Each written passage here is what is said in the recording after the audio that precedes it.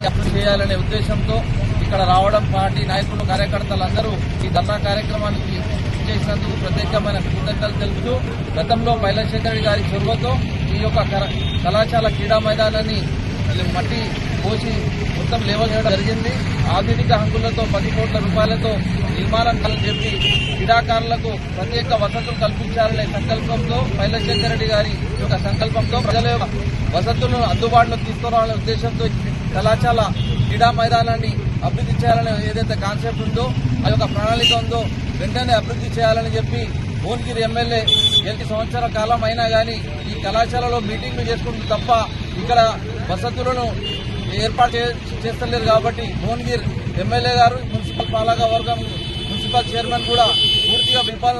విఫలం చెందారు. మరియు భువనగిరి మున్సిపల్ అనే స్పోర్ట్స్ అథారిటీకి చైర్మన్ అని గొప్పగా చెప్పుకుంటూ తిరుగుతున్నట్టు కాలం గడుపుతూ ఎక్కడ పడితే అక్కడ సెటిల్మెంట్ చేసుకుంటూ తిరుగుతున్నటువంటి మున్సిపల్ చైర్మన్ తక్షణమే పదవి నుంచి తొలగాలి. అక్రమంగా ఈ పదవి ఎక్కి ఈ కాలయాపన గడుపుతూ గత వచ్చే జనవరి 26 వరకు ఈ 10 పదకాలం ముగుస్తుంది. దాని తర్వాత టీఆర్ఎస్ కార్యకర్తలు గతం పౌరుషం ఏందో ప్రజల ఎంబడే ఉండి తెలుసుకుంటామని చెప్పి ఈ అవకాశం కల్పించిన పట్టపాటి తరఫున ప్రత్యేకమైన ధన్యవాదాలు తెలుపుతూ జై తెలంగాణ పైలశేఖర్ రెడ్డి గారి నాయకత్వం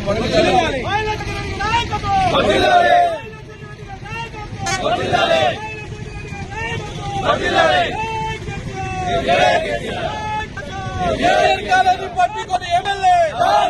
జూనియర్ కాలేజీ పట్టించుకొని ఎమ్మెల్యే జూనియర్ కాలేజీ అభివృద్ధిని పట్టించుకొని ఎమ్మెల్యే జూనియర్ కాలేజీ అభివృద్ధిని పట్టించుకొని ఎమ్మెల్యే క్రీడాకారులకు జూనియర్ కాలేజీ వెంటనే జూనియర్ కాలేజీ క్రీడాకారులకు వెంటనే ఎమ్మెల్యే అత్తమాట ఎమ్మెల్యే ఫోటోలో పోగిచ్చే ఎమ్మెల్యే ఫోటోలకు పోగిచ్చే ఎమ్మెల్యే అభివృద్ధిని పట్టించుకోని MLA MLA Bhuvanagiri MLA MLA